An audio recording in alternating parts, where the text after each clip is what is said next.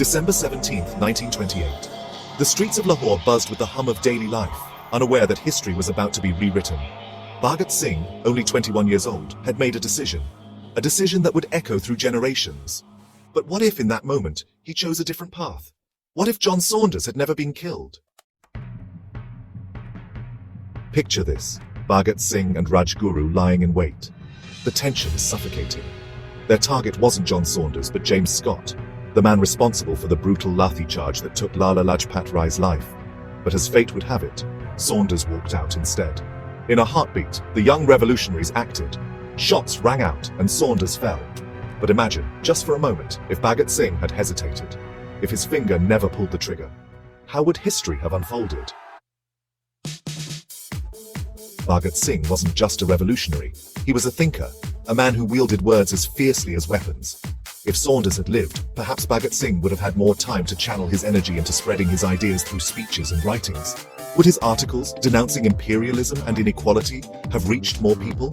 Would his vision of socialism and equality have sparked a revolution of minds instead of bloodshed? Or would the British have simply dismissed his ideas as the ramblings of another restless youth? The assassination of Saunders wasn't just an act of rebellion.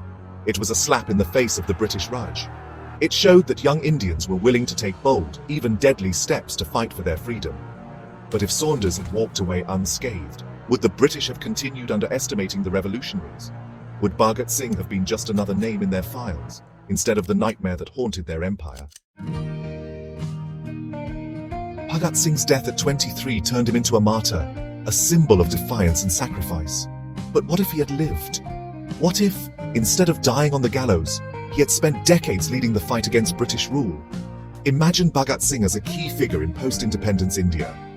Would he have shaped the nation's policies, fought for the common man, and built the India he dreamed of? Or would his fiery idealism have clashed with the political games of a free but divided nation?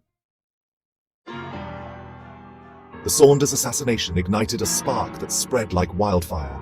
Young revolutionaries across India were inspired to rise up, to fight with whatever they had. If that moment had never occurred, would the flames of rebellion have burned as brightly? Or would India's independence movement have taken a slower, quieter route? One where the British continued to tighten their grip, while the revolutionaries debated the ethics of violence versus non-violence. The 1930s were a time of change. From Asia to Africa, colonies were demanding their freedom. Could India's independence have been delayed if Bhagat Singh had chosen peace over bullets? Or was the tide of history already moving, with or without him? The truth is, Bhagat Singh was a spark, but not the only one. The fire of revolution was already burning. The question is, how much of that fire came from his actions on that fateful December day? Here's the reality. Revolutions aren't born from silence. Bhagat Singh knew this. By killing Saunders, he made a statement that resonated far beyond one life or one act. If he hadn't acted, would India have remembered him as a dreamer instead of a doer? Would the British have feared him as much? The harsh truth is, history doesn't remember the quiet ones. It remembers the ones who make noise, who take risks, and who pay the price. What if Bhagat Singh didn't kill John Saunders? It's a question we'll never truly answer. But one thing is certain. Bhagat Singh's courage, his vision and his sacrifice weren't just for one moment. They were for the dream of a free India, a dream he gave everything for. If this story moved you, don't forget to like, share and subscribe. Let us know in the comments, what do you think would have happened if Bhagat Singh had chosen another path?